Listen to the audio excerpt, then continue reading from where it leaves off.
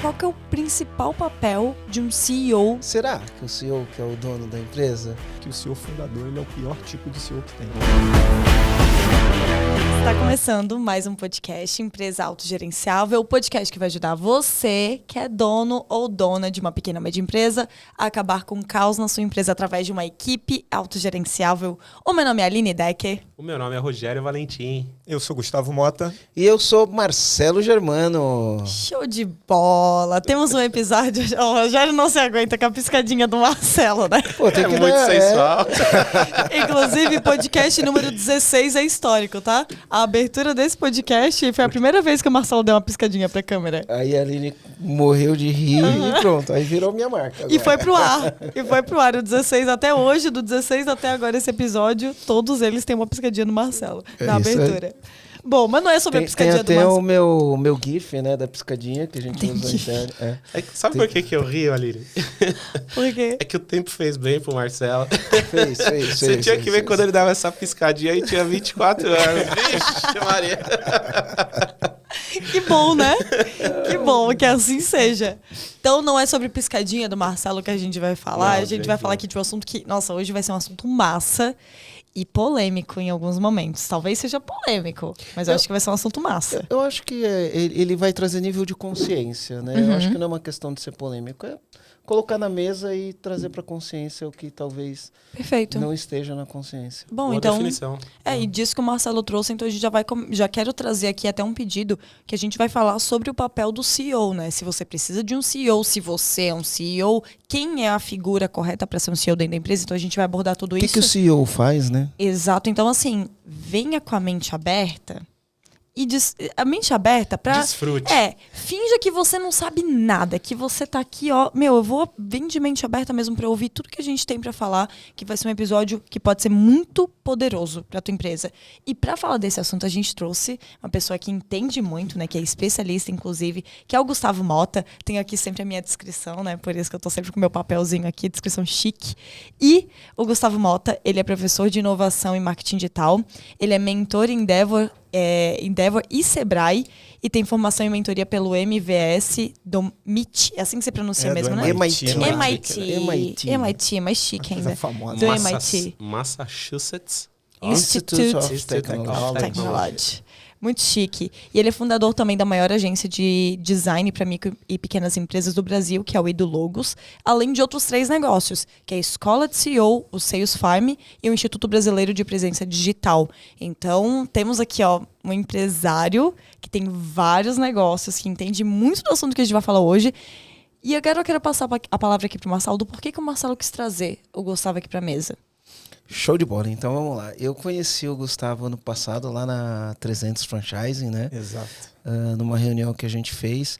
E quando eu conheci ele, aí eu fiquei sabendo que ele era o fundador, ele era o fundador da EduLogos, né? E eu tenho uma relação com o EduLogos, porque eu acho que o primeiro logo do EAG eu fiz na EduLogos e o primeiro, o primeiro Que logo legal! do EAG Eu foi soube feito aqui nos na bastidores EduLogos. isso. E o da Connect também foi feito na EduLogos. Eu não sabia. Porque era muito legal que chegava lá, você colocava um projeto, né, dava do que você queria e aí as pessoas faziam as propostas e a gente contratou um. Inclusive, né, isso aqui foi uma evolução, né, ele foi uma evolução do símbolo da melhoria contínua.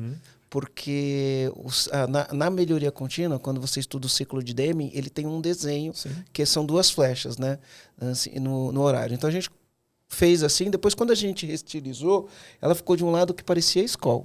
Né? Aí todo mundo falava, parece Skol, aí a gente virou para não ficar parecendo com a Skol. Mas a origem veio de lá da EduLogos. E aí quando eu conheci o Gustavo, né, já era fã da empresa, não só por eu ter feito o meu logo, o meu primeiro logo lá, mas pelo modelo de negócios na época, né, em 2013, esses modelos de negócio que você tem, né, de um lado você tem que gerar um monte de gente querendo a demanda para fazer isso, do outro lado o profissional que atende, era um modelo de negócio, na época eu estava estudando modelo de negócios, o Canvas e não sei o quê, então era um modelo de negócio muito interessante, né. Aí quando eu conheci o Gustavo, aí ele falou que ele tinha a escola de CEO. E aí eu andei pesquisando, Escola de CEO, ele tem um e-book muito legal lá no Escola de CEO, e ele fala muito das coisas que eu acredito de um jeito direto ao ponto, né? Mas que de um jeito que gera sentimentos na gente, né? E a gente queria fazer isso. Aí eu falei, pô, vamos gravar um podcast para falar disso. O que faz um CEO? Né? Quem que é a melhor pessoa para ser o CEO?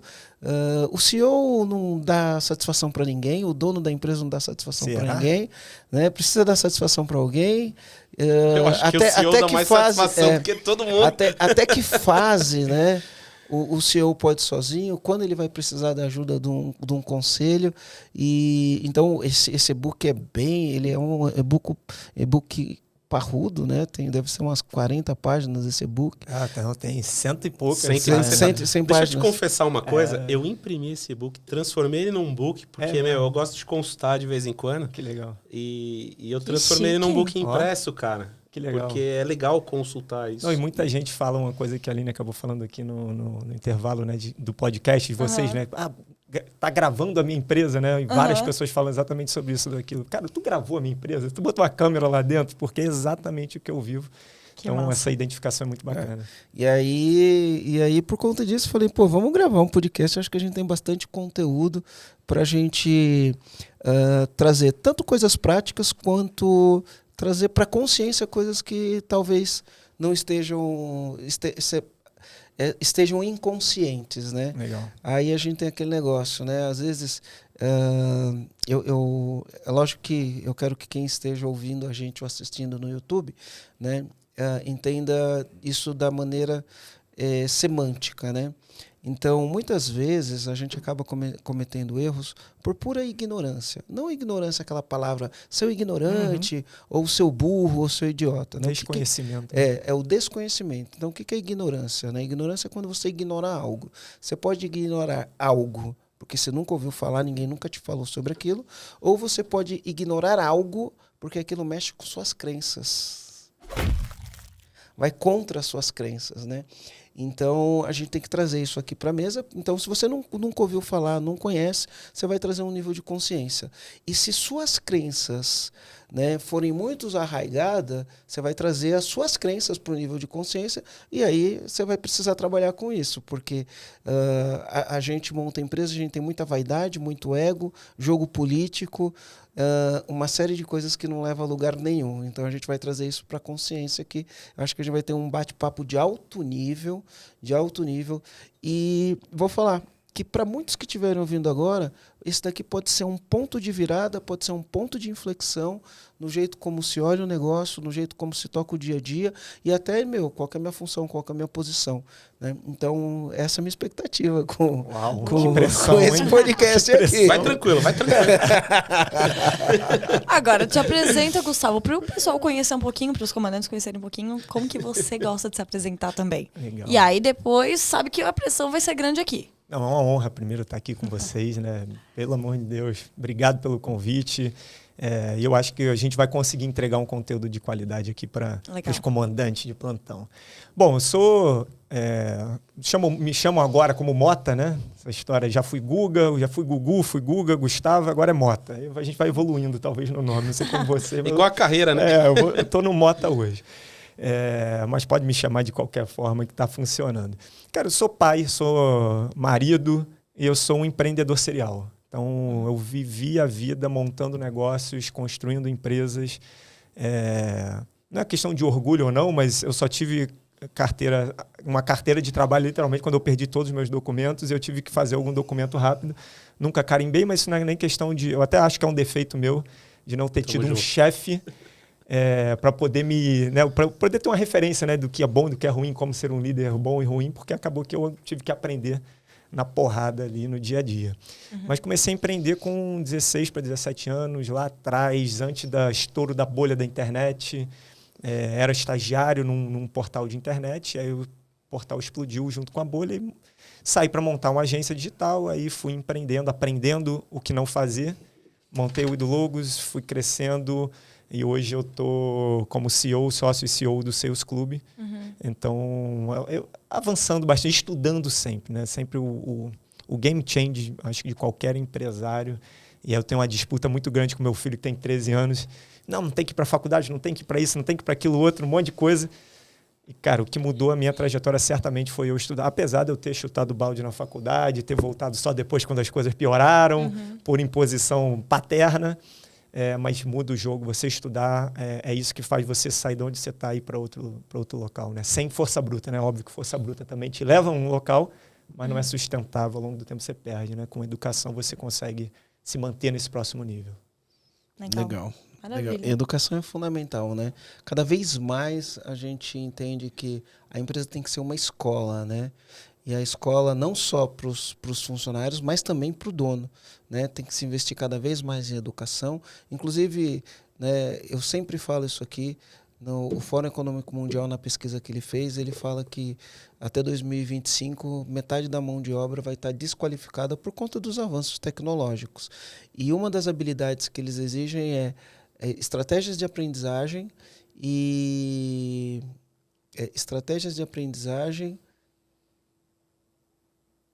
aprendizagem ativa é o nome da habilidade. Então, não tem jeito, né? Eu me lembro que quando eu estava na faculdade, eu tive um professor de marketing que ele falou que ele pensou que quando acabasse a faculdade ele ia ter terminado de estudar, não ia precisar estudar mais. E ele deu risada, né? E comigo é isso. Eu pensei também, quando eu acabei a faculdade, eu falei, acabou, né? Já fiz tudo o que eu precisava. E aí, depois disso, veio vários outros cursos, formações, e continua vindo, mas o desenvolvimento ele é constante. A gente sempre tem que aprender uma coisa nova, e aí hoje a gente tem várias maneiras de aprender. Necessariamente a gente não precisa ir para uma faculdade ou para um MBA, existem outras maneiras. Inclusive o podcast é um jeito de aprender, né? E aí a gente vai desenvolvendo novas habilidades com isso, e é uma constante, né? No dia que você cansar de aprender, já era, né? Exato. Já era. Não tem como, né? Vamos começar então, vou trazer aqui já uma pergunta de cara, que é: qual que é o principal papel de um CEO numa empresa? Começou dando porrada, né? Não, vamos lá. Essa é a pergunta que Tá todo mundo faz. certíssimo. Quero ver se tem uma definição, vamos lá. E tem, né?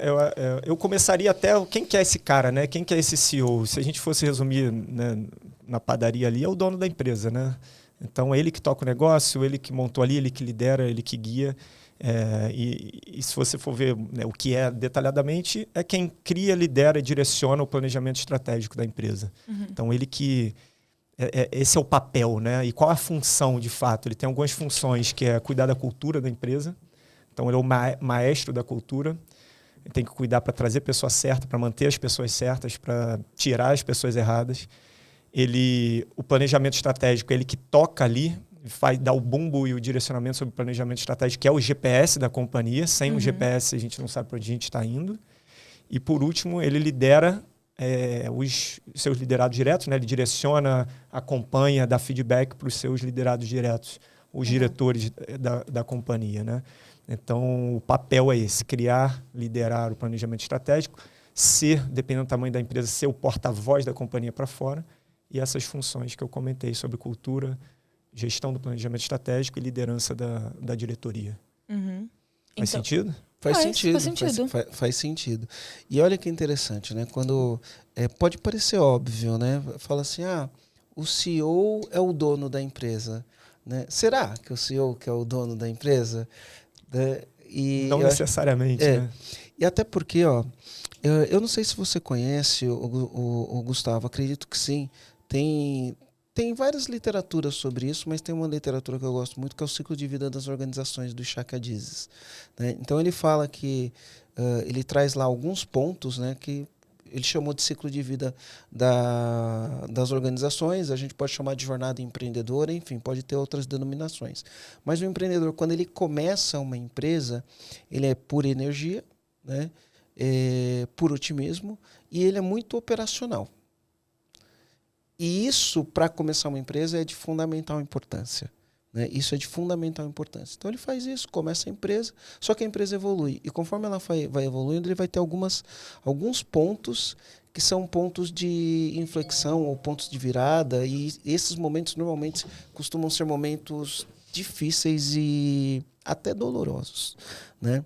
E aí vai passando por essa evolução do empreendedor como como dono ou como o executivo, né, que cuida da execução da estratégia da empresa. Então, a primeira fase é quando ele sai da infância e começa a delegar autoridade, começa a trazer outras pessoas para tomar decisão. Isso é uma fase muito crítica, muito difícil. Uma segunda fase muito difícil é quando ele precisa arrumar um financeiro, porque a maioria dos donos de pequenas e médias empresas não cuidam do financeiro, coloca uma pessoa de confiança no financeiro, ou ele mesmo faz financeiro, que na verdade não é um financeiro, é um pagar contas. Só que quando a empresa começa a crescer, se você não tiver uma inteligência financeira, os números financeiros, balanço patrimonial, DRE, demonstrativo de fluxo de caixa, se souber, não souber analisar, entender como que você maximiza os resultados, como que se maximiza o lucro da empresa, os ativos da empresa, tudo isso passa por uma aprendizagem que muitas vezes o dono da empresa não quer aprender, porque, enfim, muitas pessoas têm a crença de que finanças é chato, e aí depois que ele desenvolve isso, ele já começa a jogar num outro nível, que ele vai entender o que é crescimento, né, o que precisa para crescer, mas se ele não tiver esse arcabouço desse conhecimento, fica difícil ser um CEO, né? Então, muitas vezes o cara coloca lá no LinkedIn CEO, coloca, enfim, né, no Instagram CEO da empresa, mas ele necessariamente não sabe o que é. Né? Então, o lance aqui é assim, ó, uma folha de papel em branco, né? Uma folha de papel em branco para a gente escrever aqui uma história. E aí vamos para as questões... Posso jogar uma polêmica? Pode já começar com a polêmica? Pode. Então vamos lá. Tem aqui, ó, tá aqui no roteiro, tá bem escrito assim, ó, vou até ler o que tá no roteiro aqui, ó. Você costuma dizer que o CEO é que o fundador. O CEO fundador. Isso, que o CEO fundador, vou até repetir aqui para ficar bem enfático. Você costuma dizer que o CEO fundador é o pior CEO que existe. É verdade. Por quê? Na verdade, não é nem uma fala minha, né? É uma pesquisa que comprova, uma pesquisa que foi feita pela Universidade de Harvard e de Duke, com 13 mil empresas do mundo inteiro, em 32 países, que comprova que o CEO fundador ele é o pior tipo de CEO que tem. Por quê? Por quê? Lendo a pesquisa é taxativo, né? O resultado é porque o fundador ele não faz uma transição necessária, que é o que o Marcelo falou, mas eu simplifico em duas grandes fases. Entre a fase fundador, que tem alguns objetivos, e a fase gestor, que tem alguns objetivos e características.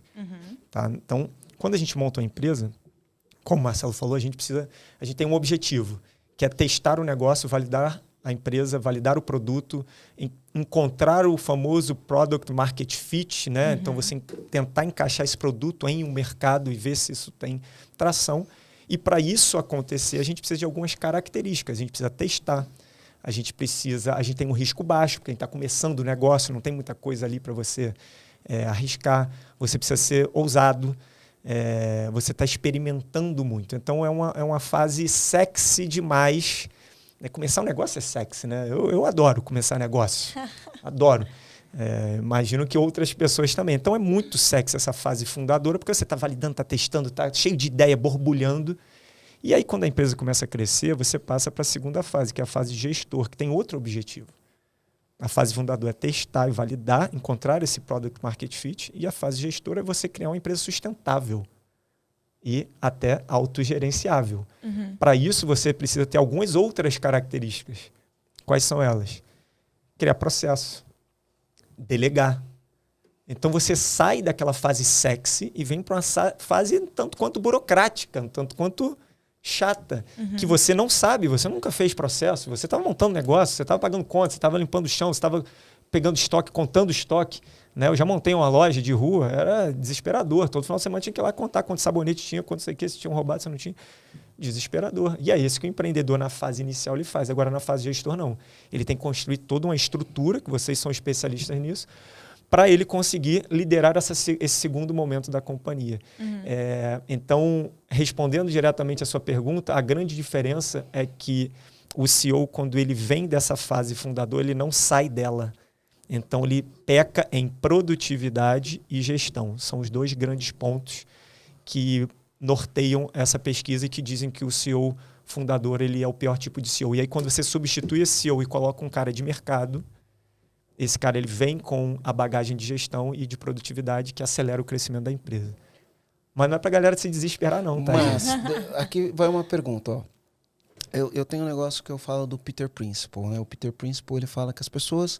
É um princípio, chama Peter Principle, porque o cara que criou isso chamava Peter, né?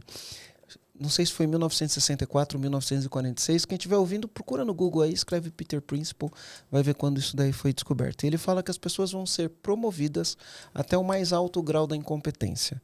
Então imagina que você tem lá um office boy, aí você promove esse office boy, ele vai virar auxiliar administrativo, depois de ser auxiliar administrativo ele vira vendedor, depois de vendedor ele vira gerente de vendas. Até ser vendedor ele foi bem em tudo que ele fez.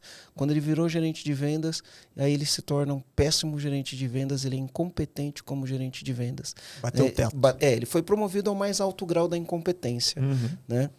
E isso, quando a gente olha para pensar num colaborador, a gente olha e fala, pô, é verdade, eu tenho que tomar cuidado com isso. O problema é que o dono também ele é promovido num grau de incompetência. Então ele começou o negócio dele, ele era operacional, mão na massa, né? A gente em inglês fala hands-on, né? Tá totalmente operacional, cuida de tudo, tem o carinho, tem a paixão pelo aquele negócio, tem força bruta para fazer, beleza.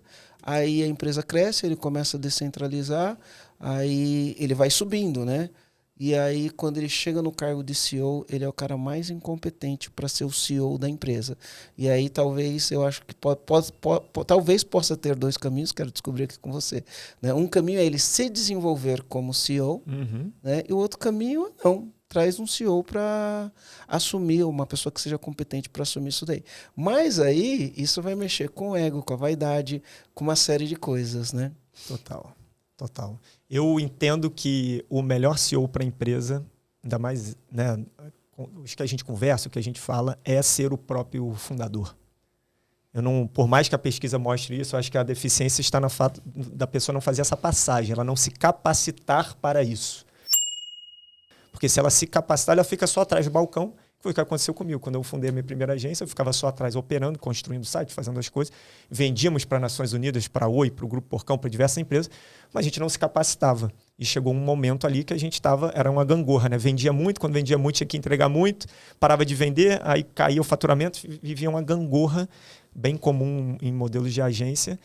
E quando, numa dessas caídas que aconteceu comigo, eu não tinha dinheiro nem para botar gás no carro, e é gás mesmo, né? Aquele na época que era moda essa história. Eu liguei pro meu pai, e pai, me ajuda. Ele falou, se eu te ajudo, você voltar à faculdade. E é game changer, você muda a sua vida, você voltar a estudar. E aí você começa a ver novos negócios, aí tu já emenda, né? No meu caso, já emendei numa pós-graduação, aí um professor indicou um livro do Chris Anderson, grátis, O Futuro dos Preços. Esse livro mudou minha vida. Foi através desse livro, com modelos de negócios disruptivos, que eu montei a Wido Logos, que a gente estava conversando. Então, se você não faz a passagem, você estaciona ou quebra.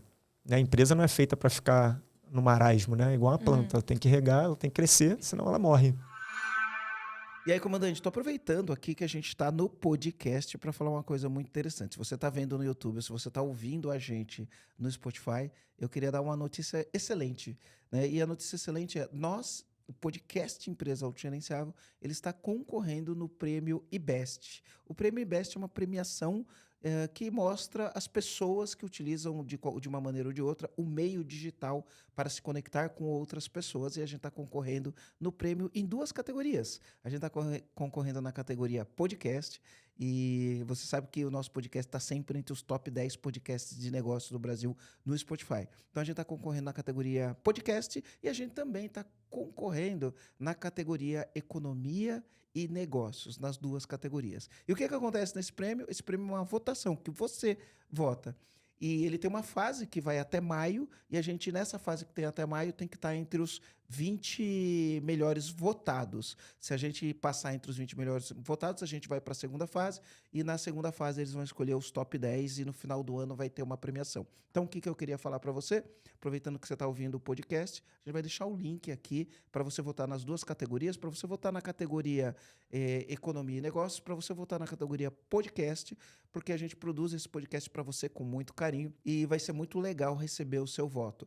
E o mais legal de tudo é que você pode votar mais que uma vez durante esse período. Então, você pode votar hoje, você pode votar amanhã, você pode votar depois de amanhã. Você só pode votar uma vez por dia, mas você pode votar mais de uma vez. Então, conto aí com você, depois dá uma olhada. Se você estiver assistindo isso aqui, ou no YouTube, ou ouvindo em qualquer player de podcast, vou falar para você, faz o seguinte agora, aperta o pause, olha a descrição do ou no Spotify, ou no YouTube, ou em qualquer player que você estiver ouvindo, vai ter um link, clica no link, faz o voto e depois continua ouvindo seu podcast. É isso aí, comandante. Valeu.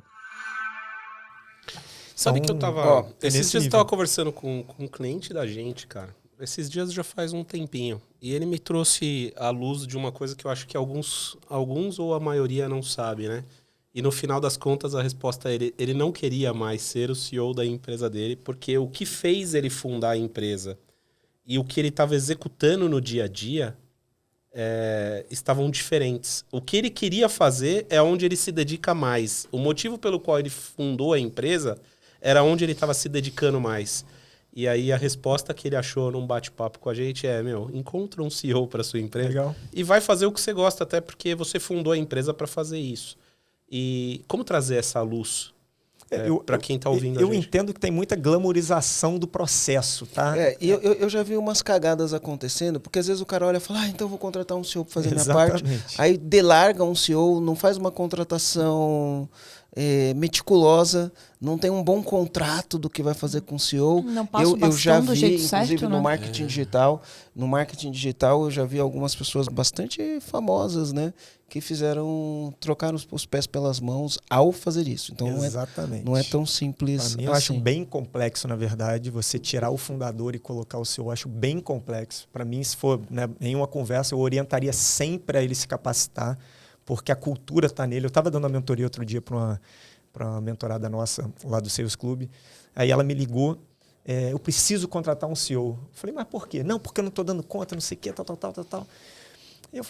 Mas ela, sabe aquele perfil? Ela dá entrevista em jornal, a cultura dela, ela não ia passar o bastão, mas nunca, para outra pessoa poder liderar a equipe, poder direcionar. Lembrando que o papel do CEO é criar, liderar o planejamento estratégico, fazer com que isso chegue às pessoas, ser o guardião da cultura. Se tem lá o donão lá, que não é o CEO, mas ele manda em todo mundo, invade os espaços, não vai funcionar em lugar nenhum. Eu falei, Tati, você não vai conseguir fazer com que isso funcione. Você não precisa de um CEO, você precisa de um diretor operacional, um CEO, né? Alguém de operação, que aí você continua o teu papel para fora da empresa e esse cara pega o que você traz e faz as pessoas funcionarem dentro da companhia.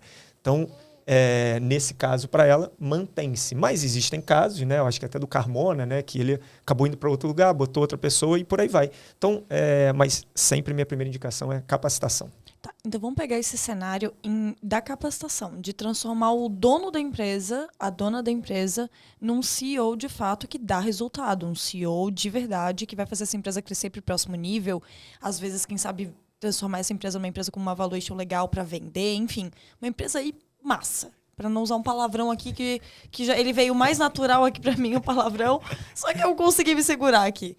Mas qual que é esse processo de transição para transformar o dono em um CEO da empresa? Deixa eu, antes de você falar isso daí, ele falou qual que é o processo, né? Deixa eu trazer alguns princípios aqui para a gente poder debater alguns princípios de coisas que eu acredito que a gente está vendo, né? Então, assim, a gente sabe que as empresas têm fase, né? E aí eu gosto de dizer, a primeira fase é a fase do produto, né? Você criar o produto, ver se o mercado compra teu produto, se teu produto é melhor, se o cliente vai preferir você ou a concorrência. Então você tem a fase do produto, onde o produto tem que ser bom, teu foco é deixar o produto bom, né? E aí o que eu gosto de dizer é o seguinte, né? O teu produto não é o teu negócio. Olha que consciência que a gente tem que ter. O teu produto não é o teu negócio, né? Então, a gente tem aqui, no caso do EAG, tem um programa EAG. Isso é o nosso produto. Na verdade, ele não é o nosso negócio. Mas muitas vezes a gente não é tão simples em entender que esse não é um negócio, né? Que o produto não é um negócio, né? Então eu falo, o produto não é teu negócio. O teu negócio pode ser muito mais que isso, né? Na verdade, o teu negócio é o produto. Por que eu falo assim, o teu negócio? Olha a mudança de mentalidade, né? Cara, você tem um produto, então você tem uma loja de roupa, o teu produto é roupa, né? Aí eu falo, o teu produto não é o teu negócio, né? Que é a loja de roupa, que são as roupas que vendem na loja. O teu negócio pode ser muito mais que isso. E por que ele pode ser muito mais do que isso? Porque o teu negócio pode ser um produto. Para quem? Se você quiser crescer, a tua empresa é um produto para um investidor.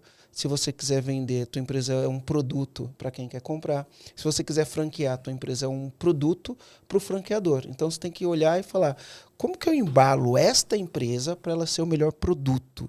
Né? Então, tem que trazer um pouquinho disso antes de...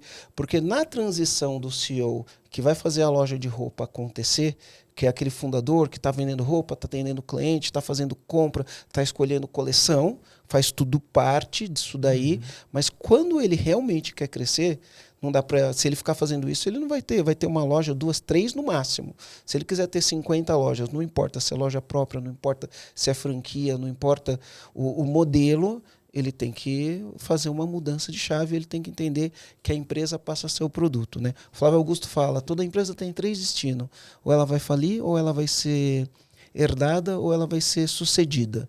E aí, quando ele fala isso, traz a gente para uma questão de, opa, então a empresa tem que estar preparada, porque uma hora o fundador da empresa ele se aposenta, né? E quando ele se aposenta, como que fica? A empresa fica para os filhos? E se o filho não quiser trabalhar na empresa? E se o filho não tiver capacidade? A empresa morre junto, não morre? Será que se você deixar a empresa, os filhos vão brigar por causa da empresa? Em vez de deixar alegria, né, para a família, vai virar um tormento para a família? Então, essas questões que a gente fala de governança, né, são questões importantes que chega uma hora que todo empresário tem que ter, né? Então, voltando aqui, né? Então, eu falei desse princípio.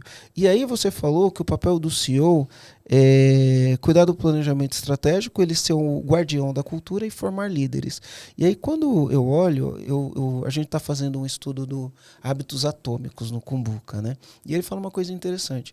Ele fala que tem 3 níveis de resultado. Então, você tem primeiro o nível da meta, você coloca a meta. Só que ele fala assim, quando você coloca a meta, é assim, ó, vencedores e perdedores têm a mesma meta. Quando começa o ano, o campeonato de futebol, todos os times querem ser campeão, né?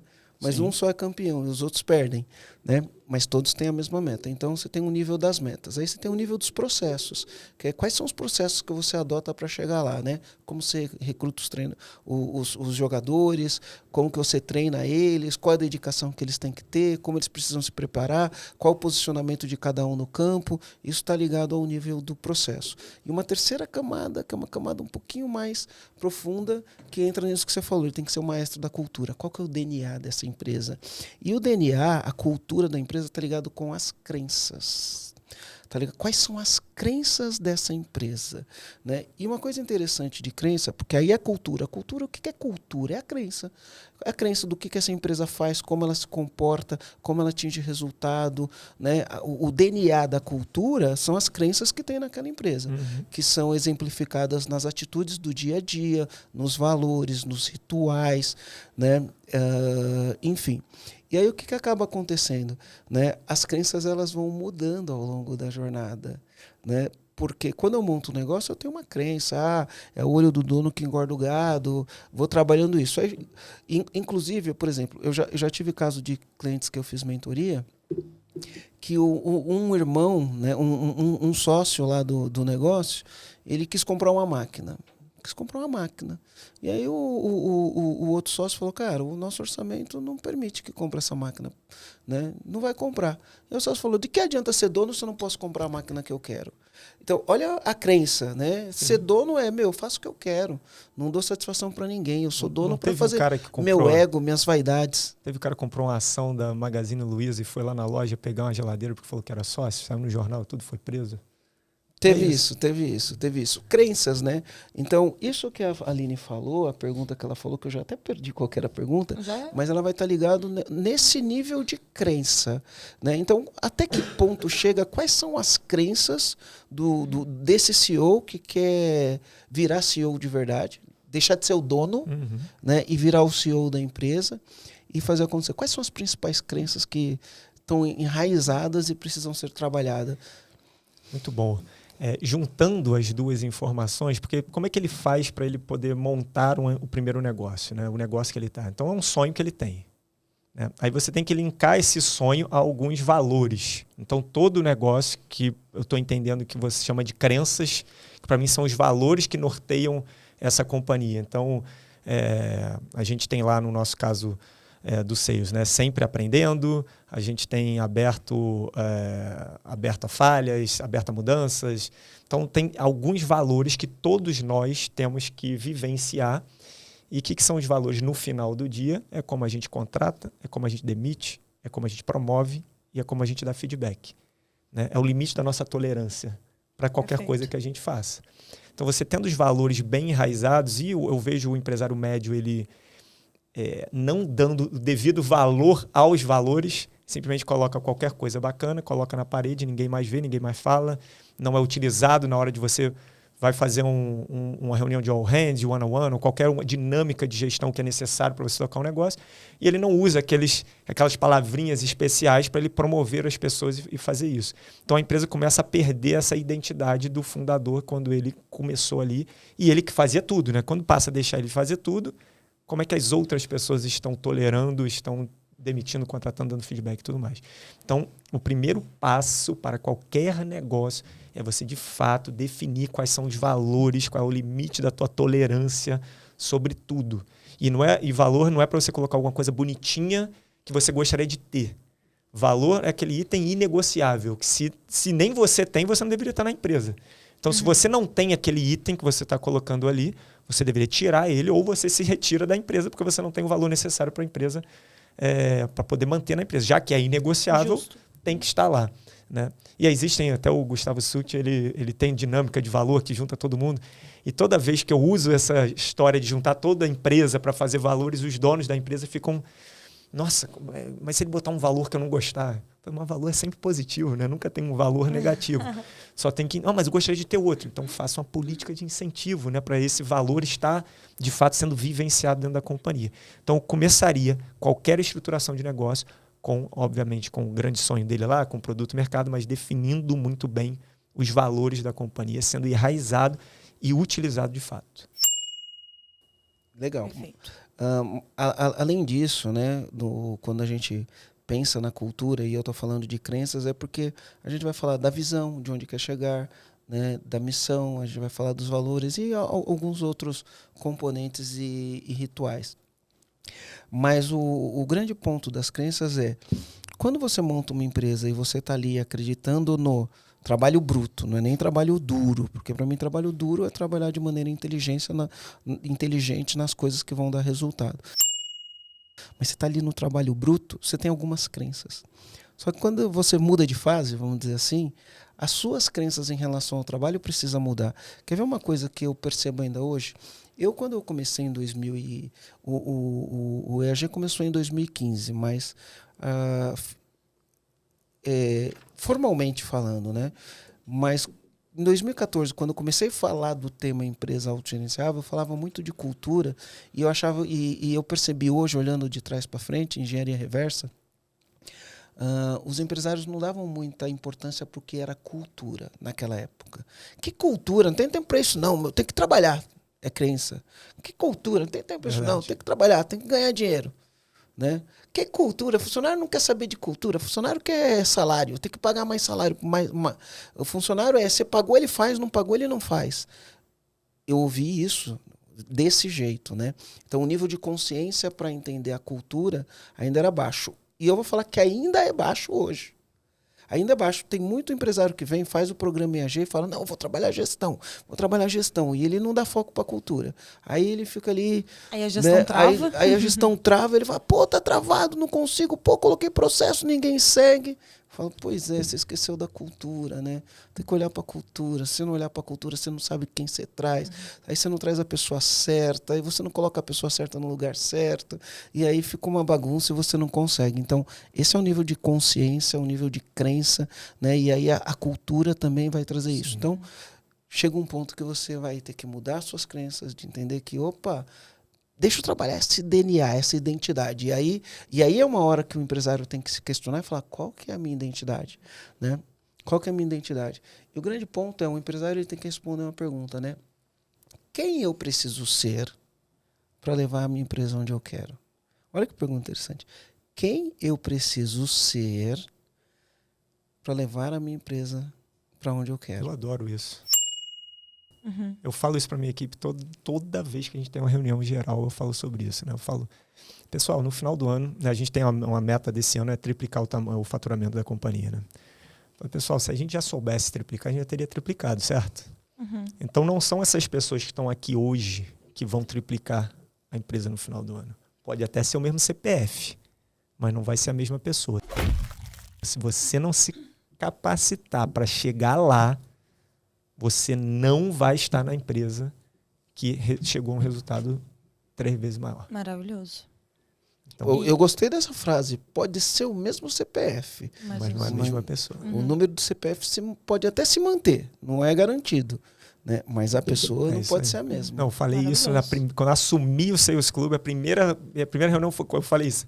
Não vai ser a mesma pessoa. Todo mundo ficou assustado, né? Uhum. Pode ser o mesmo CPF, mas a pessoa não é. Definitivamente. A gente não é. E é bom até o efeito que tu gera nas pessoas, que tu garante a atenção plena de todo mundo quando tu faz isso, né? Porque tu imagina a quebra de padrão. E aí, todo mundo vai ser demitido? Não, peraí. E tu Aí cria você um faz. sentimento também que vai ter mudança. Não existe Perfeito. crescimento sem mudança. Quando a gente Perfeito. nasce, a gente toma leite para crescer. Quando a gente cresce, muda para alimentos mais sólidos, depois muda para carne e por aí vai.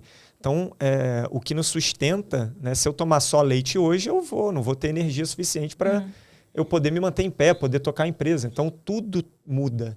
Né? O seu entendimento, a sua forma de trabalhar, a sua forma de se alimentar.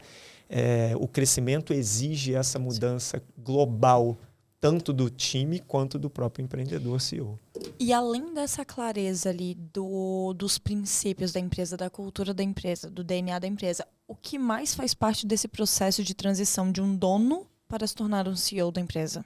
Eu diria que não sei nem se é polêmico, né? Mas é sair da função especialista e ir para uma função generalista. Fala mais. A gente monta um negócio porque a gente entende muito sobre um negócio específico, né? Então, cara, eu monto a empresa de jardinagem porque eu sou um bom jardineiro, de um modo geral, né? Eu monto uma confecção porque eu sou bom em costurar e tudo mais. De um modo geral é isso. E quando você, de fato, constrói uma empresa, você tem que ir para um papel de gestão ali, de liderança, de fazer outras atribuições que não aquela especialista. Então, você vai para uma camada de generalista dentro da companhia, fazendo diversas outras coisas e não mais aquilo que você, até o que você comentou, de fazer aquilo que você amava especificamente. Médicos têm muito esse desafio, né? Que eles se formam para fazer uma coisa e daqui a pouco montam uma clínica, eles nem encostam mais no paciente, estão gerenciando uma clínica, um hospital e por aí vai.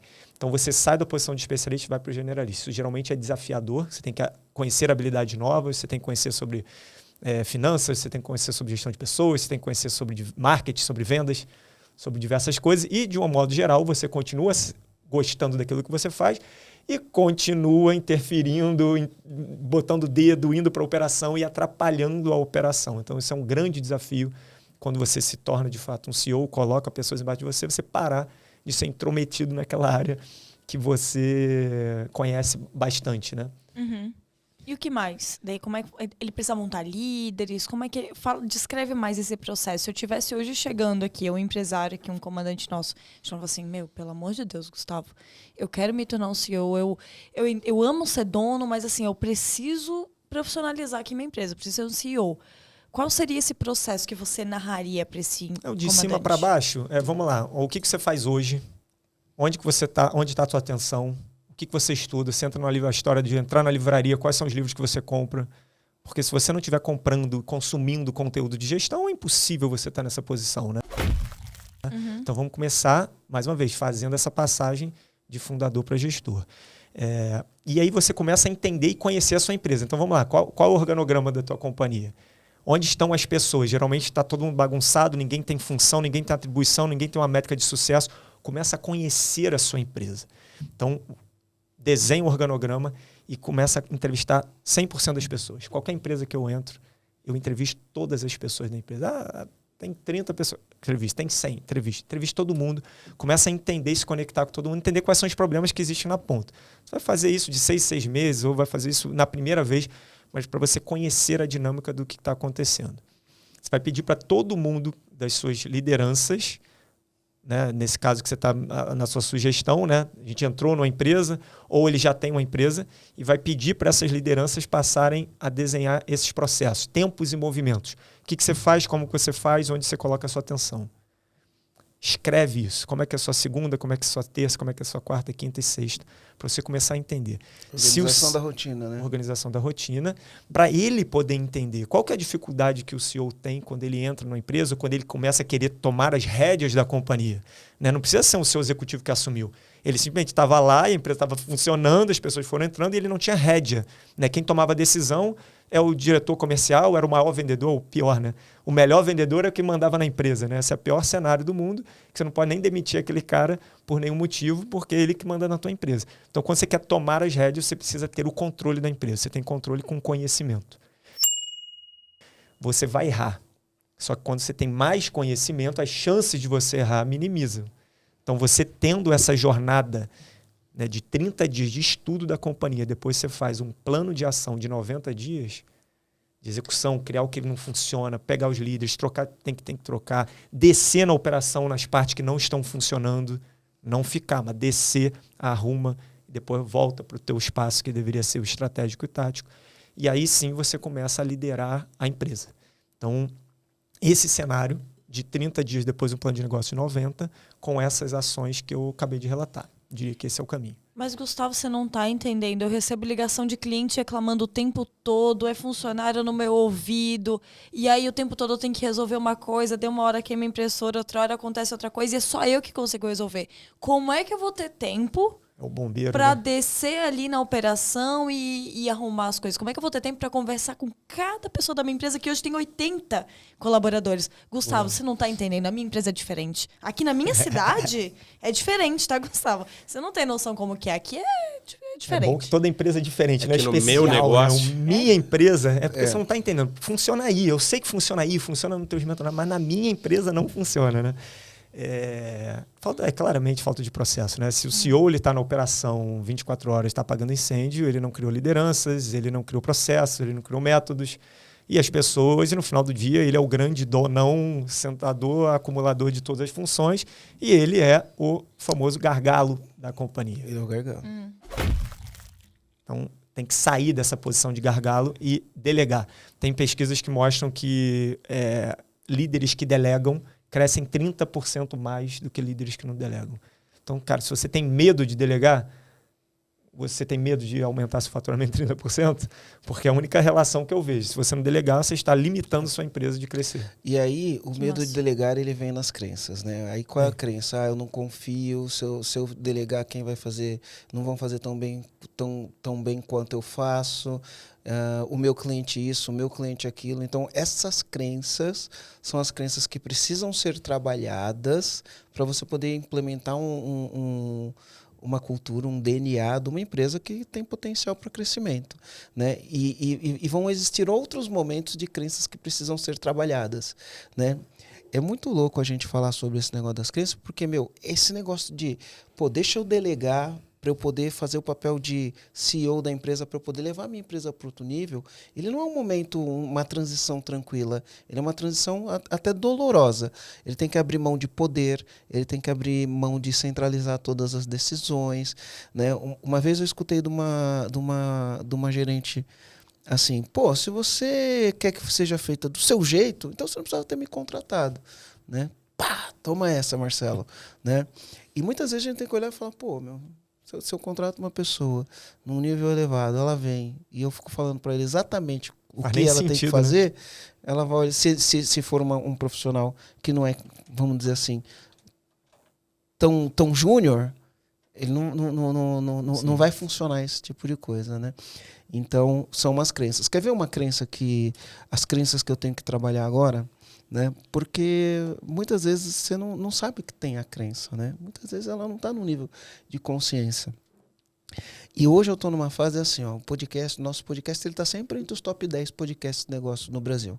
Nosso canal do YouTube, eu acho que até o final dessa semana aqui a gente vai bater 200 mil inscritos no canal do YouTube. A gente está crescendo.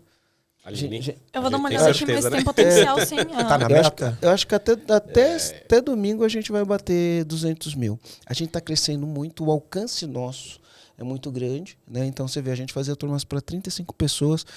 Amanhã a gente começa a entregar um programa EAG, tem 350 pessoas confirmadas para nós participar. não sabemos que dia que a pessoa vai estar ouvindo isso aqui, né? Até domingo, o com amanhã certeza do bate. dia que eu tô gravando, né? Até domingo, com certeza. 192 mil inscritos agora. Até domingo no caso, né? Hoje é dia 14 de março, dia da gravação, né? Só para vocês saberem. Isso. E isso, olha só que interessante.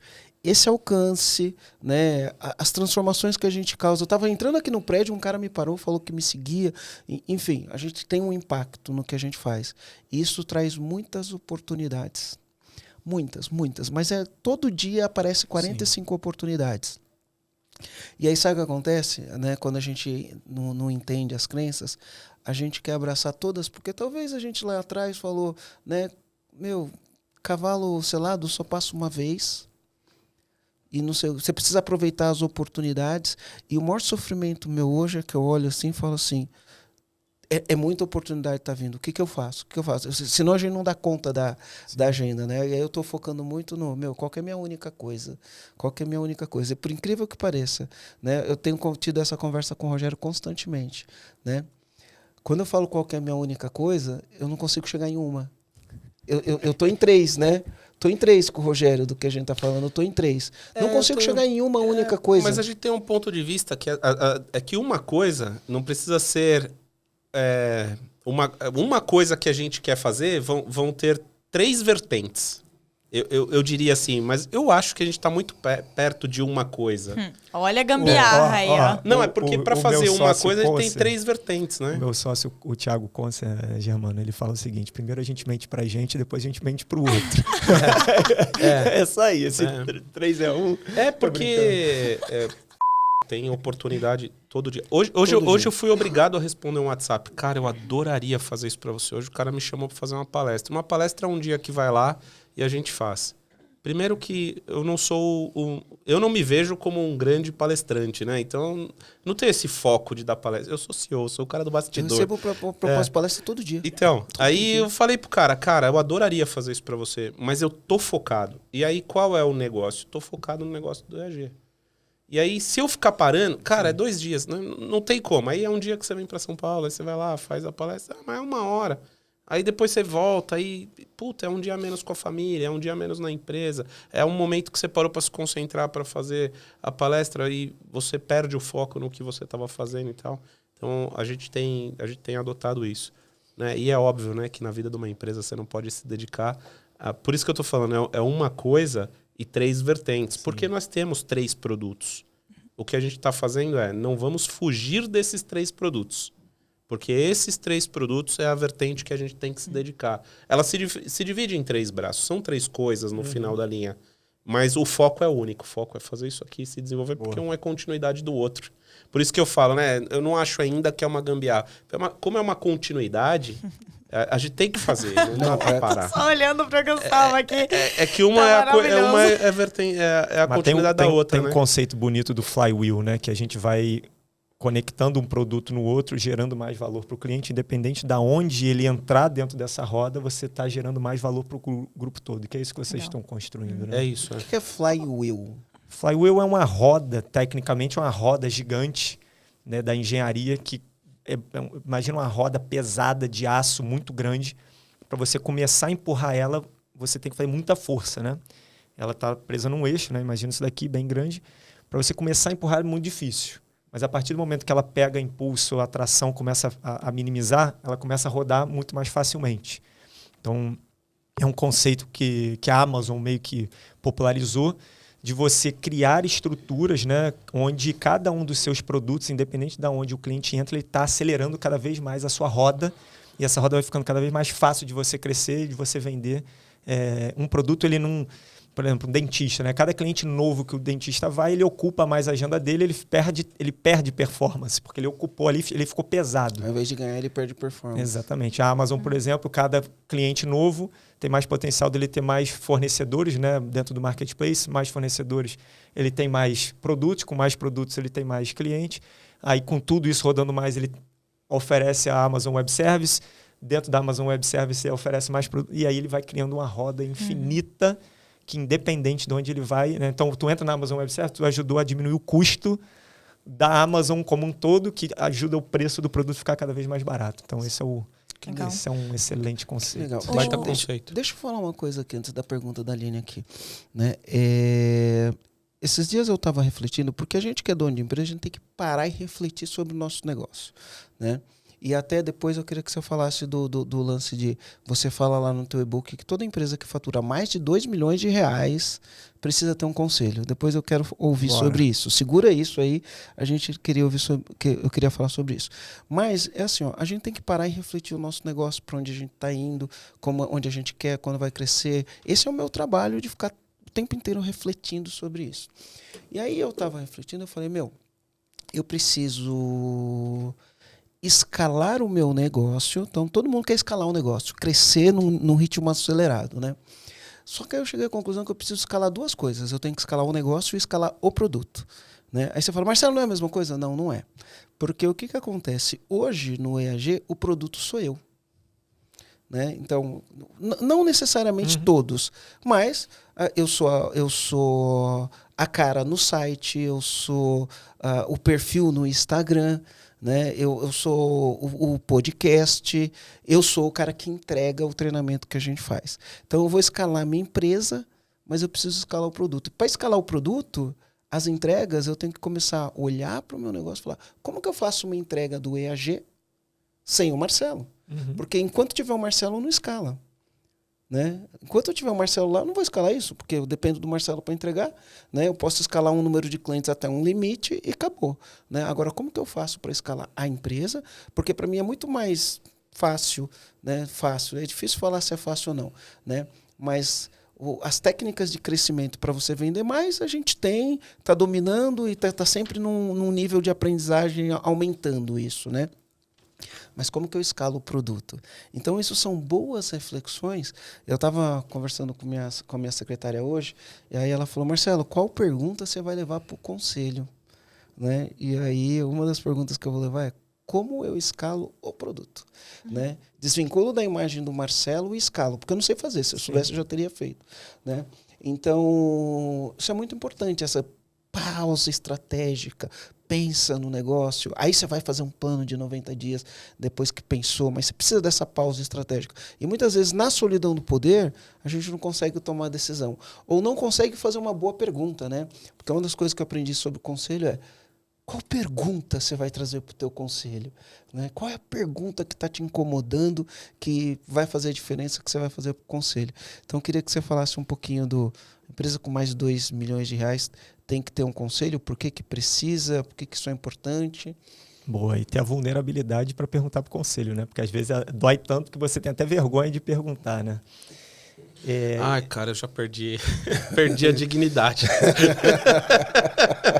É sério, cara, perdi até a dignidade, porque a gente apanha mesmo, mas é isso aí, né? Não, apanhar faz parte, mas vocês estão no caminho, porque quando não tá, dá até, putz, isso aqui eu não sei nem se eu falo ou se eu não falo, porque vai apanhar mais ainda. Fale. É melhor falar. Olha, quase que eu soltei aqui, Aline, mas dá pra pôr o pi, né? Uma coisa interessante, né? O Rogério uma vez me contou um negócio. Essas conversas é muito louca, porque você começa a falar uma coisa, vai tendo um monte de ideia e ela vai ficando... E eu sofro aqui pra tentar manter a ordem nesse episódio, né? Deixa só um pouquinho. Mas é assim, ó, quando a gente chega uma vez, o Rogério tava falando, a gente contratou um mentor, né, o Kleber, e aí o Rogério foi reclamar com o Kleber, o Kleber virou pro Rogério e falou assim, vira homem, meu. Né? Aí, porque o Rogério tava falando, pô, ninguém reconhece as coisas que eu faço, eu tenho que reconhecer todo mundo e ninguém reconhece o que eu faço, não sei o quê. Tipo um desabafo com o mentor, sabe? Tava frustrado, foi falar com o mentor. Aí o mentor pegou e falou pra ele, cara, vira homem. Mas ele falou numa calma, falou assim, cara, ele olhou pra mim homem. assim no olho e falou, vira homem, velho. Você escolheu estar no topo pra ficar com essa conversinha pra cima de mim? Falou assim pra ele. Só pra traduzir, esse é o preço que se homem paga. seria um vira-adulto. Cresce, tipo, né? deixa de ser Cresce, mimimi, cresce, cara. Você quer ficar no topo ou vai ficar com essa conversinha aí furada pra cima de eu mim? perdi a dignidade, porque a última pergunta que eu levei pro conselho, velho, eu levei uma reclamação, o cara virou pra mim e falou, meu, você é muito mimizinho.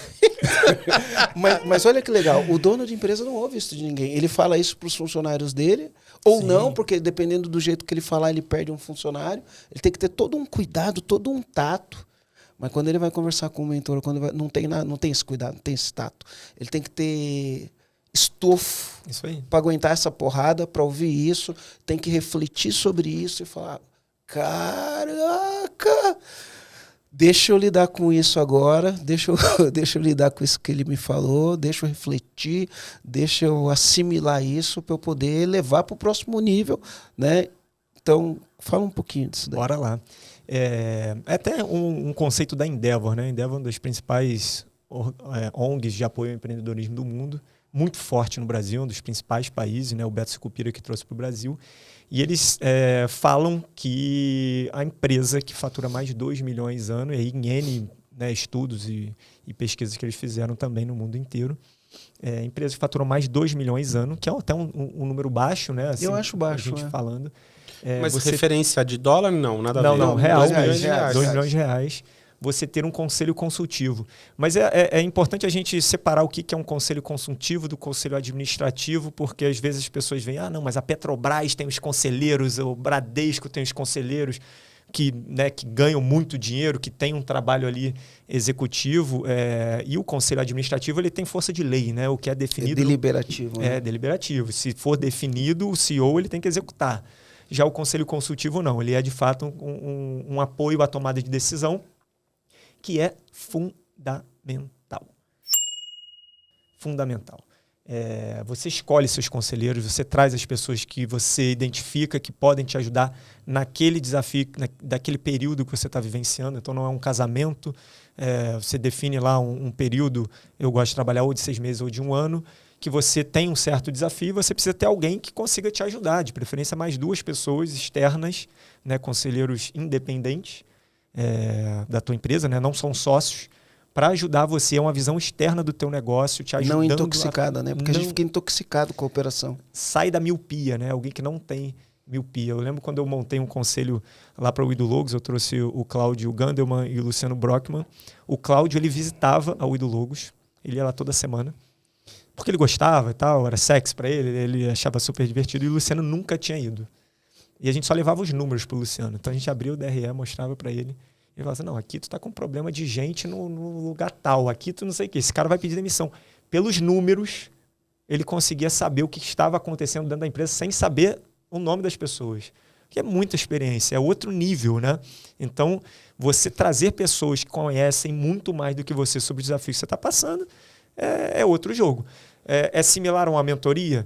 O modelo de mentoria, né, muito conhecido, o modelo de infoproduto, que eu faço, que todo mundo faz, é um modelo muito em grupo, é outra pegada, né? O conselho, de fato, que vocês fazem aqui também, com reuniões individuais, né, com encontros específicos, com início, meio e fim. Todas as reuniões elas se conectam. Tem rito, tem tema. Tem ata. Tema, prestação de temática. Contas, né? Prestação de conta. Então, é um processo de desenvolvimento e acompanhamento que muda o jogo das empresas. Eu acho que é fundamental. São 2 coisas que eu falaria para o empreendedor fazer sempre, 3. Um delas é vender sempre, o segundo delas é fazer um acordo de acionistas e o terceiro é montar um conselho consultivo. Legal. A partir de 2 milhões por ano? A partir de 2 milhões por ano. Sabe uma coisa que eu acho interessante? A gente tem um produto, né? Você também tem um produto disso.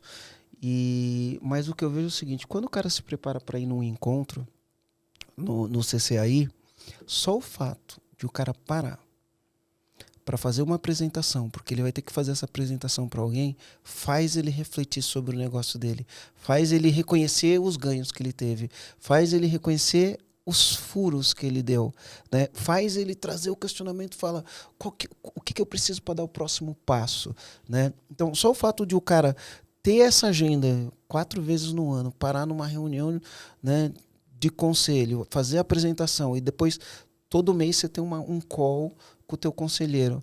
Isso por si só já cria um jogo totalmente diferente. Total. O nível de conscientização de como se toca o negócio, totalmente diferente. Total. Eu costumo dizer até que as reuniões de conselho em si não sai nada brilhante, né? As coisas são corriqueira da empresa, né? Não tem, nossa, o cara deu ideia fenomenal que vai mudar o jogo. Não, cara, é um ajuste, será que eu vou por esse caminho? Igual uma vez que a gente estava lá na We Do Logos, será que eu capto investimento ou faço uma fusão e aquisição com outra empresa? É uma decisão estratégica que precisa ser tomada por alguém que já passou por isso, né? Então, você leva essas questões aí para...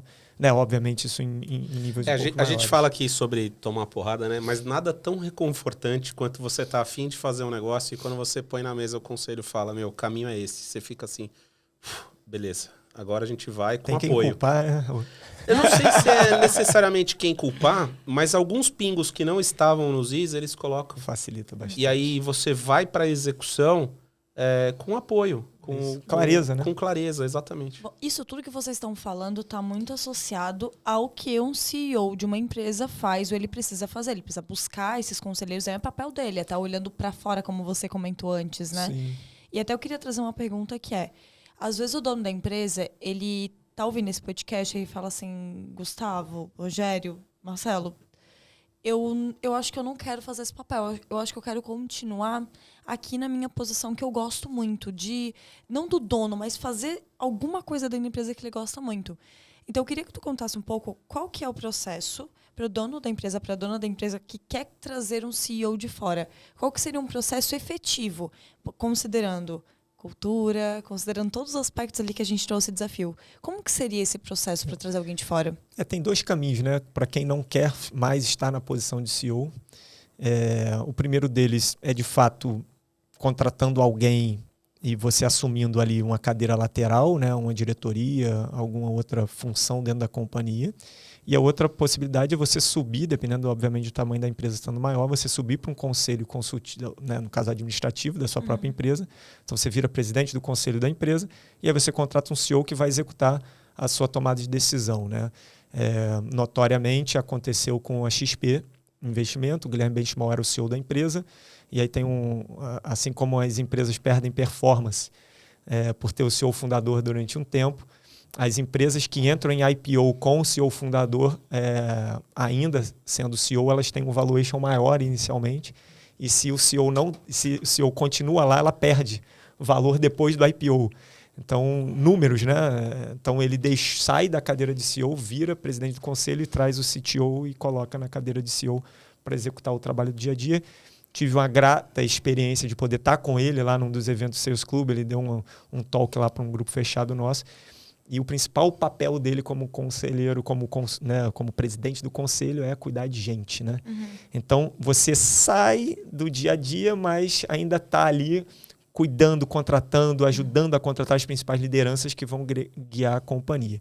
Então, efetivamente, comigo, não me comparando com o beisebol, mas foi trazer alguém de dentro da empresa para assumir o papel de CEO. Essa é a coisa mais fácil e a mais natural de se fazer. Então, quando eu deixei minha posição na We Do Logos, fui fazer outras coisas, eu trouxe uma das sócias, na verdade, ela tinha entrado praticamente como secretária, um assistente, foi crescendo ao longo dos anos, se tornou sócia no programa de Stock Option, né, de participação na empresa, e foi fenomenal a Gigi, e hoje ela é a CEO da empresa. Então, demorei 2 anos para fazer uma passagem de bastão, longa, demorada, mas consciente, até ela pegar todas as características e habilidades técnicas que ela não tinha.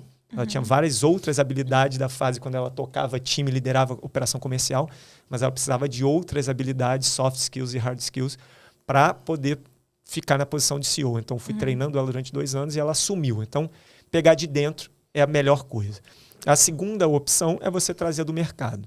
Então, como que eu fui para o Sales Club? Eu fui para o Sales Club vindo do mercado, em tese, né? Nossas empresas eram parceiras, né? A hora do Sales Farm e eles do Sales Club, eles precisavam de alguém para fazer um turnaround dentro da empresa. O Thiago Concer, que fundou a companhia, ele não... Né, ele tinha outra empresa, todos os sócios tinham outras empresas, precisava de alguém para tocar o negócio. Não tinha dono.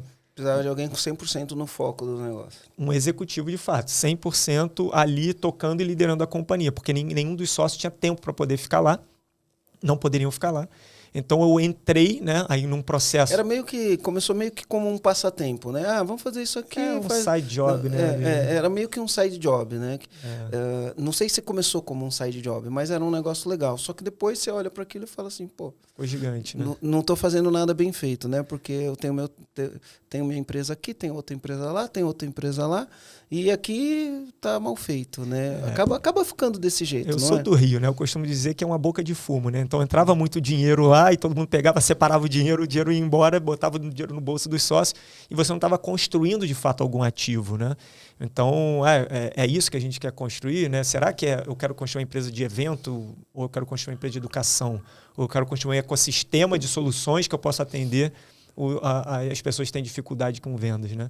Então, essa mudança, não, a gente quer, quando eles tomaram a decisão, não, a gente tem que profissionalizar o negócio, porque a gente quer transformar esse evento em uma empresa de eventos. Para essa empresa de eventos se transformar numa empresa de educação, a gente precisa de alguém para poder ficar ali full-time job, executando aquela função. Então, foi aí, passei por um processo seletivo, de modo geral, e assumi essa posição. Então, você pode abrir, sim, posição de em empresa de headhunt, né, de RH, para buscar esse profissional que vai executar. Lembrando sempre que você vai precisar dar autonomia. Porque se você não der autonomia, essa pessoa não vai conseguir trabalhar. Não tem como. Então, hoje eu me reporto a um conselho. Perfeito. Né?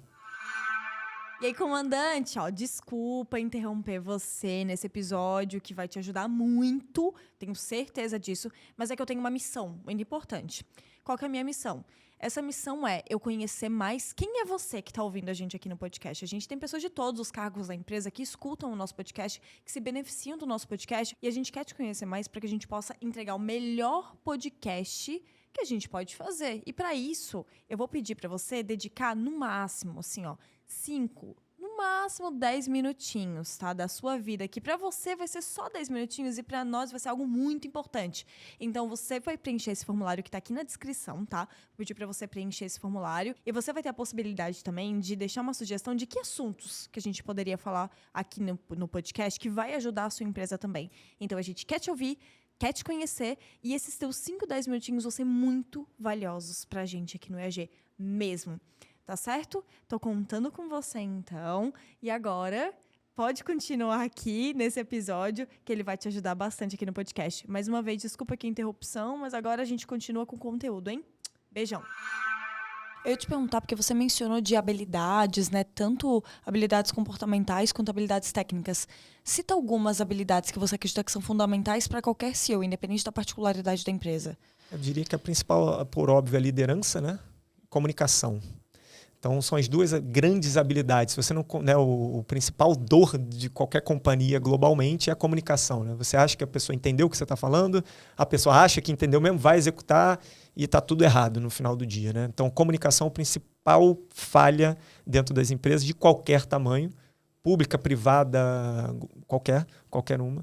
Então, você ter habilidade de comunicação e ter habilidade de liderança são as habilidades principais. É óbvio, indo para hard skills, né? Você saber sobre finanças, você saber sobre construção de produto, isso facilita muito vendas, isso facilita muito a tua vida nas habilidades técnicas. Legal. E, além disso daí, eu acho que também tem algumas coisas que são não tão tangíveis, né? Mas eu acho que o CEO tem que ter, né? Que é visão estratégica, visão sistêmica, tem que ter um pensamento crítico. Tem que ter um pensamento crítico. Né? Ele tem que ser muito bom não ser muito bom, porque é difícil ser muito bom. Né? Nisso daí a gente sempre precisa de ajuda, né? Mas ele tem que estar muito preparado para a tomada de decisões. Total. Né? Então eu acho que isso daí Bem também lembrado. vai compor, né? Porque a vida do CEO ou do dono é tomar decisão Reunião, difícil uma atrás da outra. Tomar decisão, levar porrada no conselho. Reunião é 70% do tempo do CEO. 70% do tempo é reunião, por incrível que pareça. Aí você fala, o senhor não faz nada, só faz reunião? Outro dia eu falei, sabe qual é o meu trabalho? Meu trabalho é conversar com as pessoas.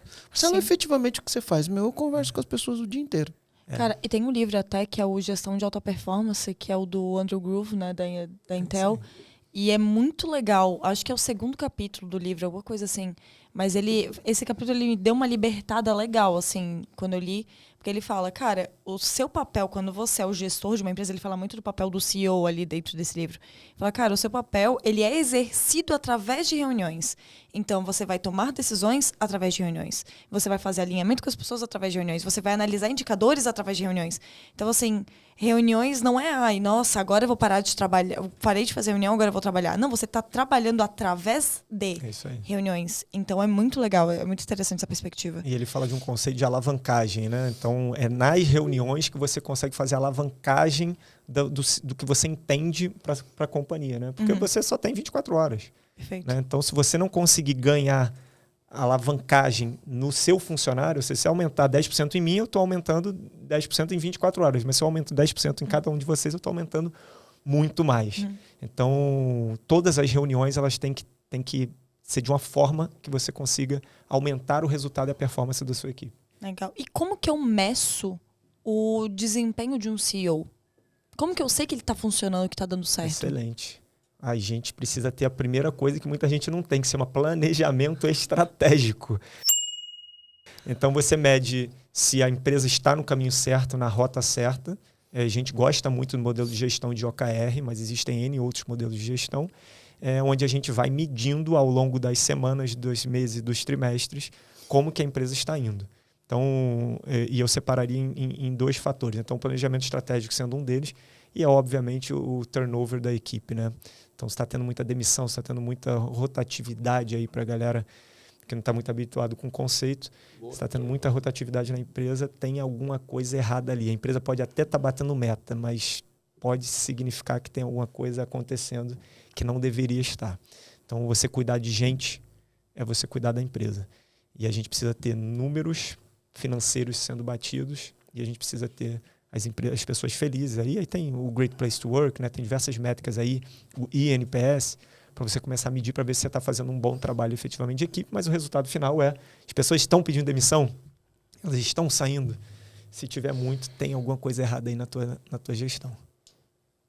Interessante. E que ações que o empresário pode fazer? Porque eu acho que essa questão do turnover é algo que, turnover, né, da rotatividade do time, é algo que a gente já escutou de muitos comandantes. O próprio EAG, a gente passa por vários desafios também, apesar da gente ensinar, a gente tem a nossa realidade também no dia a dia de retenção e etc.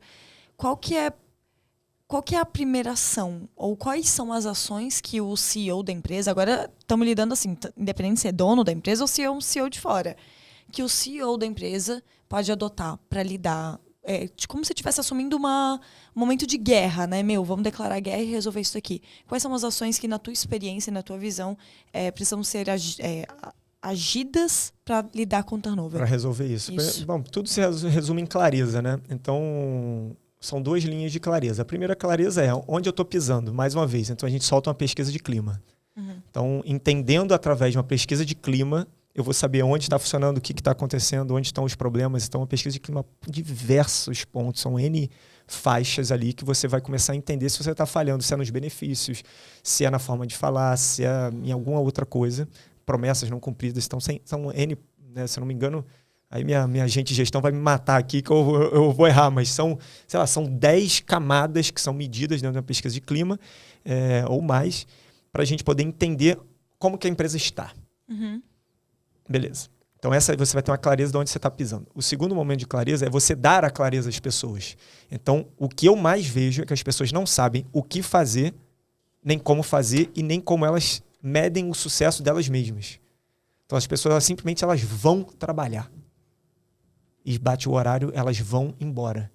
Ela não sabe se ela trabalhou bem, se ela trabalhou mal, se ela executou. Se ela não tem uma métrica de sucesso que ela vai acordar todo dia sabendo que ela tem que ligar, por exemplo, um pré-vendedor, né? O SDR, o BDR, o famoso pré-vendedor. Se ele não sabe todo dia que ele tem que ligar para 60 pessoas, que ele tem que marcar 3 reuniões, esse cara vai trabalhar desmotivado. No terceiro não, no 10º não, ele vai embora. Né? Ele vai deixar a caneta cair, vai ligar para menos pessoas e outro dia vai ligar para menos ainda. Então, dar clareza sobre funções, atribuições e métricas de sucesso. No mínimo uma para cada um. Se você não tiver esses 3 pontos para cada membro da tua equipe, certamente você vai ter dificuldade de manter as pessoas dentro da empresa. É o RCF que a gente ensina no programa EAG, né?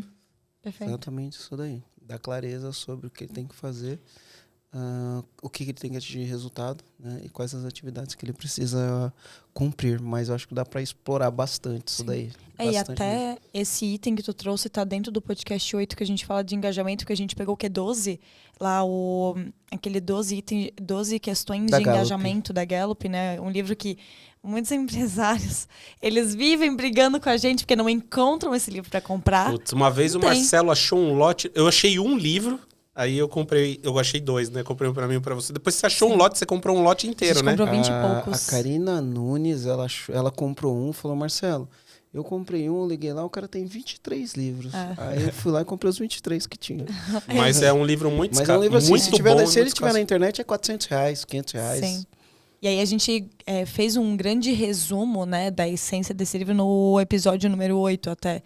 Que foi bem no início, assim, E que é a o gente modelo gravou. que a gente usa Sim. de pesquisa de clima, com 12 camadas. Então, são E aí os 12. tem exatamente as mesmas frases que tu falou, de ter clareza do que é esperado, do que é feito, se ele tem clareza do que ele é pago também, né? Uma das perguntas até que a gente tem dentro do EOG, isso é muito interessante.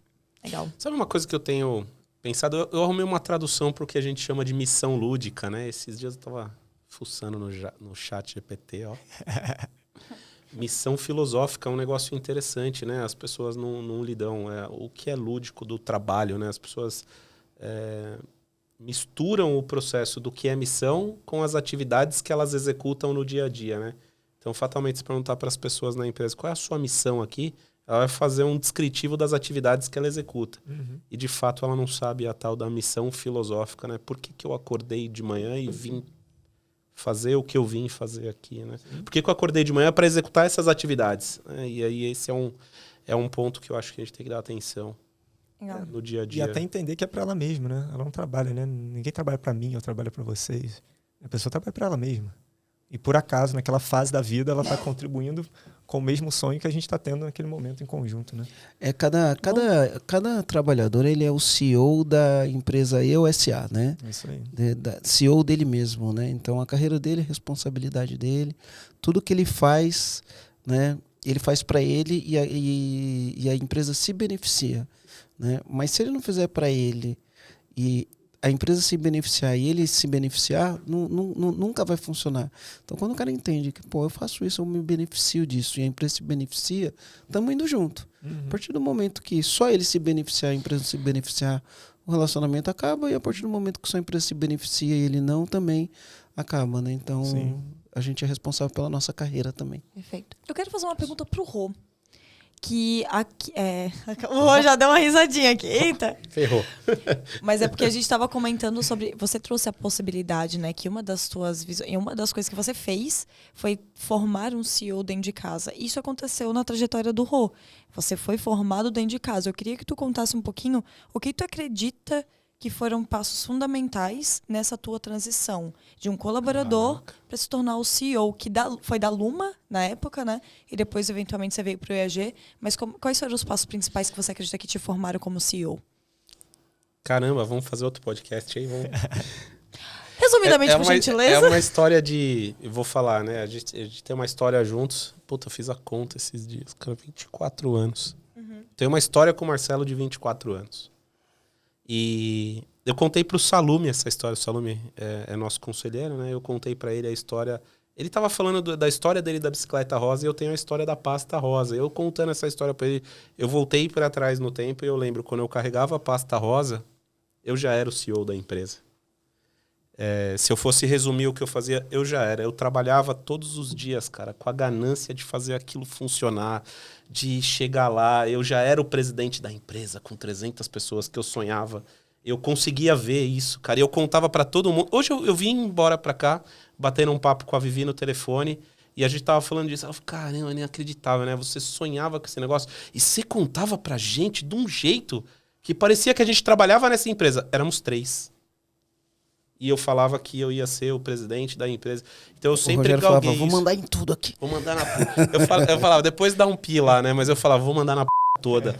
E eu tinha uma tara de fazer aquela coisa toda, da gente chegar longe, da gente ser respeitado, da gente chegar com um carrinho estourando no Detran, de tanto documento que a gente ia fazer. Eu via isso, cara, né? Algumas coisas... A gente falava, vamos derrubar as paredes, vamos dominar o extra. Já era. Cara, e era um negócio... E a gente andava num ninho... queimava mais óleo do que gasolina... E a gente ia grampeando os processos no meio do caminho. E eu falava isso pra mim, Comia cara. no trailer do... Dividia PF no trailer, cara. Tinha um trailerzinho boqueta lá, mas dentre os boquetas eram menos boqueta, mas era zoado. E tinha esse sonho, cara. Então eu já era o senhor meu. Essa ambição, esse sonho. E eu limpava o chão com a galera. A gente arrumava o arquivo como se fosse a coisa mais importante do mundo. A gente ia fazer aquela empresa ser a empresa que eu sonhava, né? E aí... Tinha o Marcelo lá também, sonhador, e a gente fazia e tal. Teve peças que foram mudando no meio do caminho e tal. E aí chegou o grande dia, né? O dia que a notícia se concretizou. E aí eu passei pela parte técnica. Então, eu tive que estudar, né? Eu nunca deixei de estudar, na verdade, mas eu fui estudar específico. Então... Eu fiz um MBA específico, porque eu queria aprender técnicas de gestão, eu queria entender essas camadas de conhecimento que tinha que ter. Fora isso, eu comecei a me envolver com as pessoas de um jeito diferente. Eu fui entender quais eram as dores que tinha. E a gente fez coach, e a gente fez coach de novo, e a gente fez coach de novo. Aí depois a gente fez o trabalho para fazer a passagem de bastão. Aí... muita conversa com o Marcelo para entender como ele pensava, como eu pensava. Ele tinha um sonho, eu tinha uma ganância, é uma palavra pesada de falar, mas... Tinha uma ambição. Eu tinha uma ambição de fazer alguma coisa e eu queria muito fazer do meu jeito, mas eu tinha que entender que eu tinha que fazer a coisa acontecer do jeito que era um sonho e aí eu podia fazer do meu jeito, mas tem regras para você fazer as coisas do seu jeito. Eu fui aprender a lidar com política, porque você tem que ser político para exercer. Eu não sei o que você pensa sobre isso, né? Mas tem que ser muito político, porque na verdade a gente tem que dar satisfação para quem vem antes e para quem vem depois. Cara, na verdade, mandar na toda significa esquecer a hierarquia. Porque não é mandando que você vai conseguir as coisas. Todo esse processo de aprendizado, aí depois teve um pouco de tombo sozinho, porque o Marcelo, ele me soltou um pouco, né? Num certo momento assim, ele abriu mão e falou, agora o cara já aprendeu, deixa ele. E nesse momento, assim, eu bati cabeça sozinho também. Nem sempre, porque uma coisa é o cara tá ali sempre, aí doeu, você vai lá, e aí, e agora? E agora? É o da responsabilidade, né? Você toma uma decisão mais tranquila. É o dia que o cara não tá lá e quando o telefone tocou, ele não atendeu, e você vai ter que tomar a decisão. Aí a gente bate a cara na parede de novo. Não tem uma linha de acerto, né? Então, essas coisas todas foram se encaixando. Mas o que eu tenho para dizer, né, é que, cara, eu sempre soube que eu ia ser CEO. Eu sempre quis, e eu desenhava isso na minha cabeça e eu tinha a imagem que eu vejo. Hoje eu participei numa reunião de comitê da Luma, onde eu comecei, e tô passando o bastão lá também, né? Legal. E aí eu lembro da história e como foi. É do jeito que eu desenhava. Eu imaginava uma mesa, eu imaginava a galera, a gente fazendo as reuniões e tal. Eu desejei isso para mim de verdade. E aí eu tive apoio, né? E o Marcelo sempre estudando muito, sempre trazendo coisa nova, né? Às vezes demais, né? Hoje o meu sofrimento é que... Não, cara, mas tem muita coisa acontecendo, cara. Muita oportunidade. Cara, e cada vez acontece mais coisas de uma vez só. O advento da internet hoje, ele tá potencializado... Sim. Sei lá em que grau, cara. Então... Essa frase que tu falou parece que você tem 74 anos. Assim. Mas o eu me advento sinto da assim. internet, ele... Meu, o que a internet traz de informação, a gente fala de estudar. Cara, a gente tá estudando em 24 horas. Eu tive a oportunidade de estudar um pouquinho com você aqui. Antes da gente começar, a gente trocou tanta ideia. Pra mim foi rico. E aí você imagina, né? Tinha o Marcelo lá, véio, que é um maluco, literalmente. Eu falo, eu tenho o meu próprio maluco. O cara pensa um monte de coisa o tempo todo... E aí isso também gera uma troca da gente querer estar sempre aprendendo. Então, a educação é fundamental mesmo. É aprender coisas novas e jeitos novos de fazer a mesma coisa. Apoio, porque ó, eu vou falar, né? Eu várias vezes, eu e o Rogério, a gente senta para conversar e a gente fala, cara, eu tô frustrado, né? Porque os caras estão vendo a gente na internet, não sei o quê, mas talvez eles nunca se questionam assim, será que o Marcelo tá frustrado com alguma coisa? Né? E muitas vezes eu sento com o Rogério e falo, pô, Rogério, eu tô frustrado, cara. Olha isso. Aí a gente começa a falar, porque... Para mim, a grande dificuldade, né, Com o impacto que a gente tem hoje, né, isso vai trazer muitas oportunidades, muitas coisas boas, né? E uma das coisas que a gente aprende sobre gestão, você tem que fazer gestão de recursos, né? Você tem recursos que são limitados. Dinheiro é um recurso que ele é limitado. Ele não é tão limitado assim, ele pode ser quase infinito, dependendo da qualidade do teu trabalho e da tua visão do negócio. Mas ele sempre vai ser um negócio que vai limitar o crescimento. Gente, o time é um recurso limitado, né? As pessoas, demora tempo, tem tempo de aprendizagem, tem tempo de rampagem, tem tempo de formação. Então você tem que administrar esse recurso, né? E o recurso tempo, né? O recurso tempo, ele é o mais... Isso não tem jeito. Cara, não tem jeito, porque você dorme 8 horas, sobra 16, né? E aí se você for querer ter um equilíbrio, você vai trabalhar 10 horas, né? As outras 6 horas você vai dividir para tua família, para tua saúde e para outras coisas, e 8 que você dorme. Então, né? Quando a gente para olhar a agenda de 10 horas, ou 12, né? Tem umas agendas doidas de 12 horas, cara, o recurso mais escasso você tem. E hoje, com o mundo da internet do jeito que está, é muita oportunidade, você tem que chegar uma hora que você fala, chega de oportunidade, para o mundo que eu quero descer, deixa eu ver qual que é a minha única coisa, que é isso, né? Queria ver o Mota falar como ele se sente com relação a isso. Tem hora que você pede pro mundo parar para descer, né? Eu tenho o Concer lá, né? O Concer é assim, é uma ideia nova. O Concer é igual eu. Uma ideia nova. E eu era assim, né? É porque depois que você começa a profissionalizar a sua gestão, você tem que deixar... E eu tenho muitos loucos, né? Então os loucos estão tudo ao redor. Então eu tive que me condicionar a ser tem o mais... Léo, o Léo é demais, mano. Então, eu tive que condicionar. Se você pegar meu DISC é assim, né? Que é o normal de um empreendedor. Hoje ele está adaptado, ele está ao contrário. Eu tive que criar organização, eu tive que criar métodos para eu conseguir organizar, senão não ia conseguir fazer com que a empresa andasse, porque todo mundo ao meu redor é TDAH absurdo, é energia absurda, é ideias a todo momento, né? Então, o desafio desse ano, por exemplo, da gente fazer o BP, cara, pessoal, a gente vai fazer o BP, a gente vai sentar em cima. BP é Business Plan, né? É o plano de negócio. A gente vai sentar em cima do BP, a gente não vai mudar esse negócio, porque a cada semana quer revolucionar a empresa. Ah, jura? Cada semana. Eu nunca vi isso em lugar nenhum. A minha posição aqui, ó. Mas sabe que né? Empreendedor, né? Dor. A gente aprende na dor, né? Ai, Marcelo. Mas a gente aprende na dor mesmo, porque isso é uma dor. Né? E você tem que chegar uma hora e falar, chega, cara, qual que é a única coisa dolorido? Você falar, qual que é a única coisa dolorido, você escolher qual que é a única coisa. Não, é duro, né?